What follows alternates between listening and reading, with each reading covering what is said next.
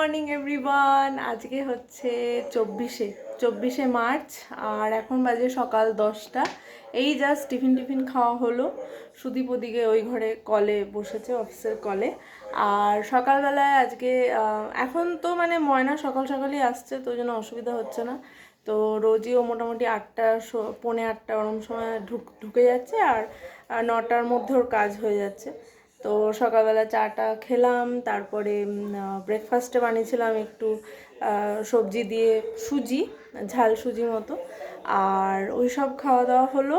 আর এখন আমি লাঞ্চের প্রিপারেশন করব, কিন্তু তার আগে আমি ঘরদোরগুলো একটু বেশি গুছাবো মানে আমার মানে যবে থেকে কলকাতা থেকে রিটার্ন করেছি তবে থেকে বড় ট্রলিগুলো আমার এখনও গোছানো হয়নি। মানে যেগুলো ছোট ছোট ব্যাগ ছিল ওগুলো গুছিয়ে নিয়েছি, মেনলি বড় ট্রলিটাতে আমার মানে ভালো জামা কাপড় ওইগুলো আছে। তো ওইগুলো একটু টাইম নিয়ে গুছিয়ে আলমারিতে রাখতে হবে, বা কিছু জামা হয়তো ডিভানের ভেতরে ঢুকিয়ে দিতে হবে, এরকম ব্যাপার। তো ওই জন্য ডিভান থেকে আমি আরেকটা ট্রলি বার করলাম, বিকজ গরমের জামা কাপড়গুলো ওটাতে আছে, ওই ট্রলিটাতে আছে। তো ওইগুলো বার করে আমি শীতের পোশাকগুলো ঢুকিয়ে দেবো। এবার মানে এটা না একটা মানে ডিলেড প্রসেস, কারণ এখনও কাচাকুচি আমার কমপ্লিট হয়নি। এসে পরেই কাচতে দিয়েছিলাম দোকানে ভারী জামা কাপড়গুলো, তো সেগুলো এখনও আনা হয়নি। সেদিনকে বললাম না যে দেখি লন্ড্রিটা যদি খোলা থাকে, বন্ধ ছিল, তাই সেদিনকেও আনা হয়নি। কালকে সারাদিন সুদীপ অফিসের কাজে ব্যস্ত ছিল, আর প্রত্যেক দিন সন্ধেবেলা হলেই বৃষ্টি শুরু হয়ে যাচ্ছে, যার জন্য সন্ধেবেলাও বেরোনো হচ্ছে না। তো ওইটা আনা হয়নি। বাট আজকে বেরোতেই হবে, আজকে বেরোতে হবে। মানে তার কারণ হচ্ছে গতকাল থেকে রাখার মানে কথাগুলো খুব খনা লাগছে, মনে হচ্ছে যেন খুব সর্দি হয়েছে, কিন্তু মানে সর্দি সেভাবে হয়নি, মানে ভেতরে আর কি মানে ইনফেকশনটা হয়েছে, হয়তো নাক থেকে গলা এরকম হয়েছে। তো রাত্রিবেলাও খুব ঘুমাতে কষ্ট হচ্ছিল। মেনলি মানে যেটা প্রবলেম হচ্ছে যে একে পাখা চালালে ঠান্ডা লাগছে, জানলা খোলা রাখলে তো অবভিয়াসলি বাইরের হাওয়াটা প্রচণ্ডই বাজে একটা ঠান্ডা হাওয়া। আর গায়ে চাপা দিয়ে যদি একে ফ্যান চালাই তাতেও পুরো ঘেমে যাচ্ছে, বা কখনো কখনো এমনিই ঘেমে যাচ্ছে পুরো, পিঠ ফিট পুরো থাই ফাই পুরো ঘেমে যাচ্ছে, নিয়ে জামাটা ভিজে যাচ্ছে, সেটাই আবার শোকাচ্ছে। তা রাতে তো ওইভাবে মানে বারবার ড্রেস চেঞ্জ করা সম্ভব না। এবার কখনো আমি ঢাকা দিচ্ছি, কখনো আমি ঢাকা খুলে দিচ্ছি, এই করেই আর কি বেসিক্যালি ঠান্ডা লেগেছে। তাছাড়াও ধরো এতগুলো ওয়েদার মানে একটা গেল, মানে রূপনারায়ণপুরের আলাদা ওয়েদার ছিল, কলকাতার আলাদা ওয়েদার ছিল, আবার আমরা মাঝখানে একদিনের জন্য রূপনারায়ণপুর গেলাম, সেদিন আবার কমপ্লিটলি ডিফারেন্ট ওয়েদার ছিল। তারপরে যখন গুয়াহাটিতে আসার পরেও সকালে একরকম ওয়েদার, দুপুরে একরকম ওয়েদার, বিকালে একরকম ওয়েদার, রাতে একরকম ওয়েদার, মানে প্রচণ্ড মানে ওয়েদারের কন্ডিশনসগুলো ফ্লাকচুয়েট করছে, যার জন্য আমাদেরই মনে হচ্ছে যে ঠান্ডা লেগে আছে। তো বাচ্চারা আর কী বা করবে। তো ওই জন্য রাতে যেহেতু এত কষ্ট পেয়েছে, তাই আমি ভাবলাম যে একবার দেখিয়ে নিই, বিকজ আমি আর কি বারবার আমি দেখাই না। এই ধরো 1 বছর আগে যে আমি ডাক্তার দেখিয়েছিলাম, যা প্রেসক্রাইব করে দিয়েছিল সেটাই আমি নেক্সট 1-1.5 বছর চালাই। তো অনেক দিন হয়ে গেছে যে ডাক্তার দেখাইনি, পুরনো প্রেসক্রিপশন দেখেই আমি ওষুধগুলো কন্টিনিউ করি, অ্যান্ড সেটাতেই ও সেরে যায়। বাট আমি ভাবলাম যে না, এখন বয়সটা অনেকটা বেড়েছে। লাস্ট হয়তো যখন 4 বছর ছিল তখন আমি দেখিয়েছিলাম ডাক্তার, এখন ওর বয়স 5.5 বছর। তো আমি ভাবলাম যে না, নতুন করে দেখিয়ে নিই, মানে এই প্রবলেমটার জন্য, মানে সর্দি কাশির জন্য অনেক দিনই দেখানো হয়নি, ওই পুরনো প্রেসক্রিপশন দেখেই আমি চালাই। তো আমি বললাম যে না, আমি এবার দেখিয়ে নিই ডাক্তার। তো ওই জন্য ভাবছি লাঞ্চের পরে বেরোবো। আর ওর এমনিতে ড্রয়িং ক্লাস আছে আজকে 5টা থেকে 7টা, তো বিকজ রবিবারে করায়নি, তো আজকে ওই জন্য ড্রয়িং ক্লাসও আছে। আর যেহেতু ওর একটু সর্দি ভাব আছে, আর এই রবিবার তো আমরা ঘরে ছিলাম না, তো ইউজুয়ালি সানডে মানে ঘরে একটু চিকেন হয়, তো যেহেতু হয়নি, তা আমি ওই জন্য সকালে সুদীপকে বললাম যে তুমি চাটা খেয়ে যাও, একটু চিকেন এনে দাও। ওই জন্য লাঞ্চে আজকে চিকেন হবে। তো দেখি ওইটা করতে করতে ঘরটা ওই জন্য গুছাবো না, তোর এই বিছানাটা আমি গুছাবো। আর তারপরে মানে হচ্ছে ওই যে সাদা ট্রলিটা, ওটা অলমোস্ট খালি, ওটাতে সেরম কিছু নেই। এই যে কালো ব্যাগটা আছে, এটাও অলমোস্ট খালি, কিছু হাবিজাবি আছে।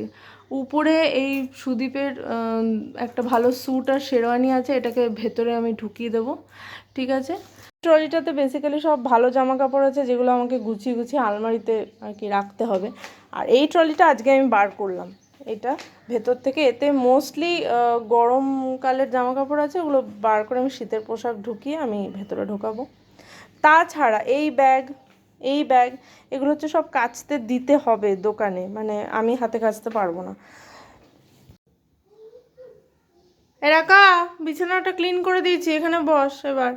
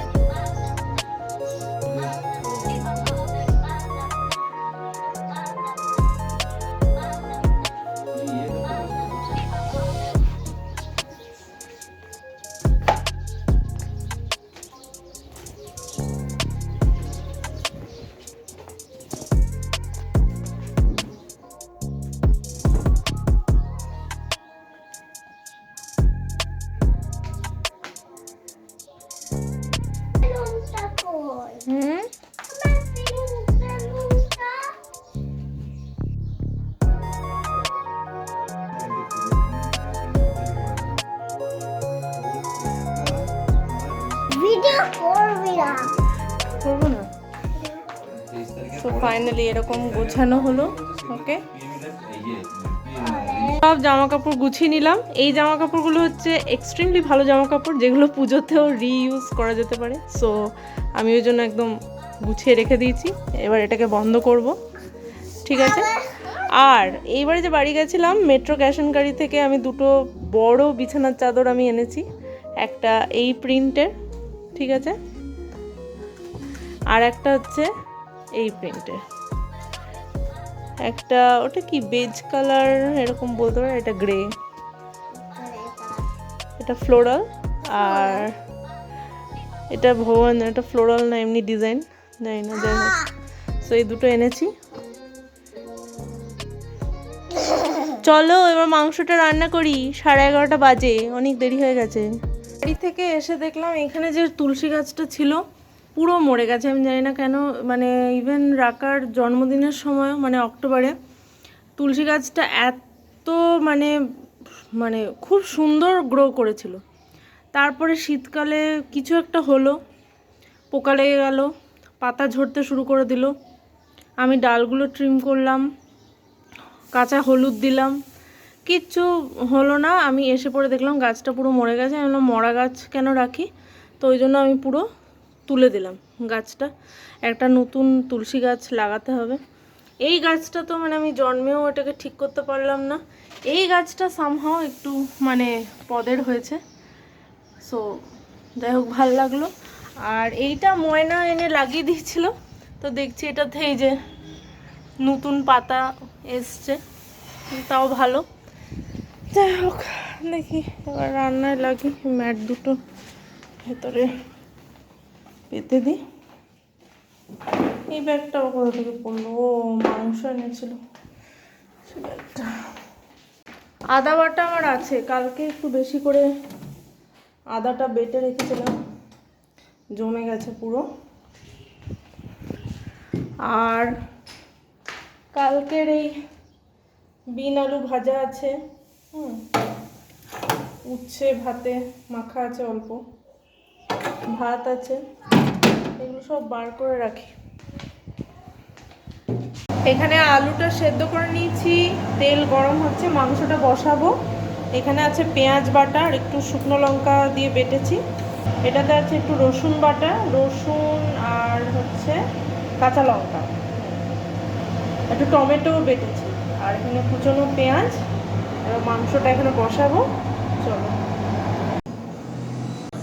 ওইদিকে মাংসটা হচ্ছে, আমি ভাবলাম একটু আপেল কেটে নিই আমাদের সবার জন্য। নে আর একটা নে।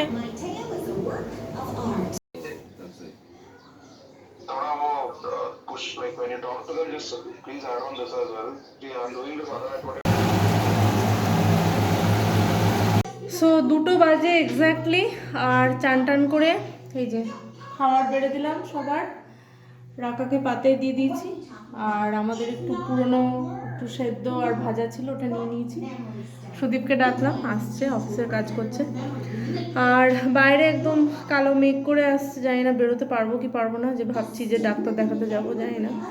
তো ওই পাগলি, আয় আয় খেতে আয়, টেস্টি টেস্টি।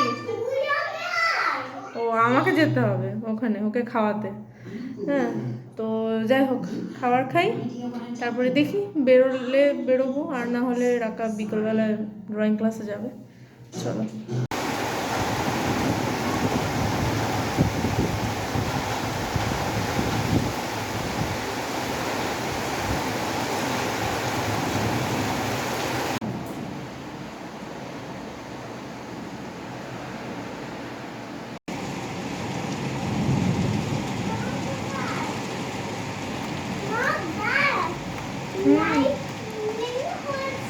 হ্যাঁ, লাইটনিং হচ্ছে, বিদ্যুৎ চমকাচ্ছে।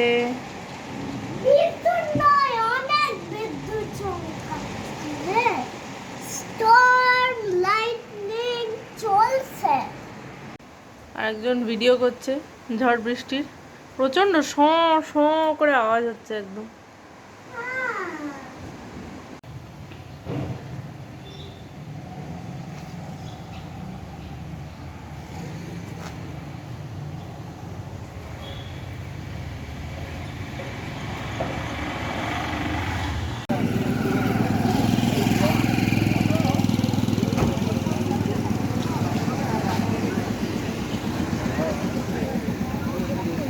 সুদীপ পার্ক করতে গেছে, আমি আর রাকা এখানে দাঁড়িয়ে আছি। বৃষ্টি কমলো, তারপরে আমরা বেরোলাম। তো সব কিছু করতে করতে এখন 4:30 বাজে।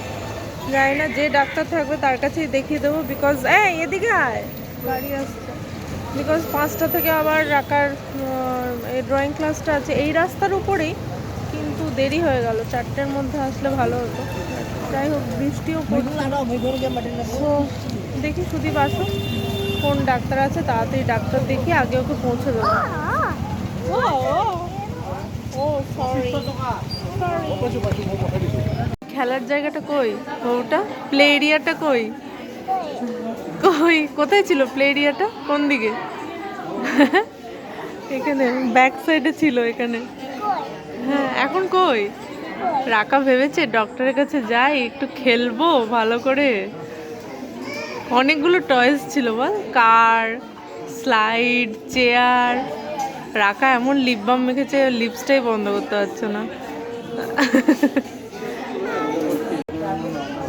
নতুন কার্ড করে দিয়েছে না, বুকটা দেখ রাকা।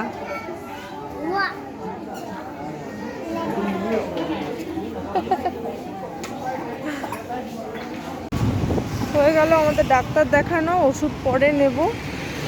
বাইরে প্রচণ্ডই ঠান্ডা হাওয়া। বললো নাকের ভেতরে, নাক থেকে গলা অব্দি ইনফেকশন আছে, তো ওই জন্য নোজ ড্রপ আর নোজ স্প্রে এরকম দিয়েছে, 2 রকম, তাতেই হবে। ওষুধ পরে নেবো, আগে ওকে নামাই, তারপরে আমরা আবার পরে হয়ে নেবো। আচ্ছা, বাইরেই চা খাবো, কি ঠান্ডা ওয়েদার একদম।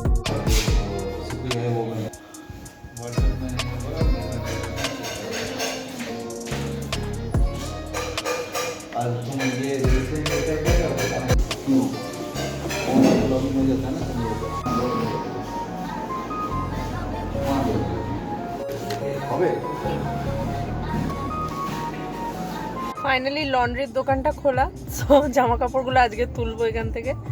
সো সুদীপ গেছে।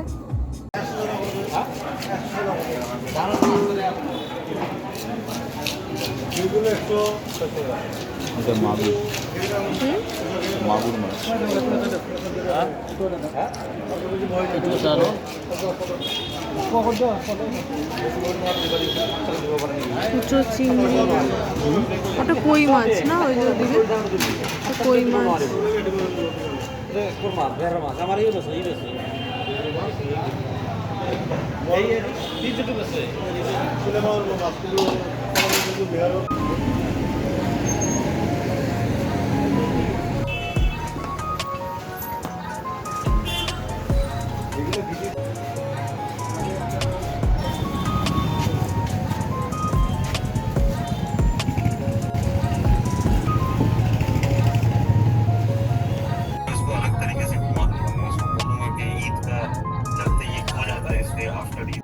রাকাবিতুর খুব শরীর খারাপ, গাড়িতে বাড়ি আসার আগেই ঘুমিয়ে পড়েছিল, নাক ফাক ফুল জাম।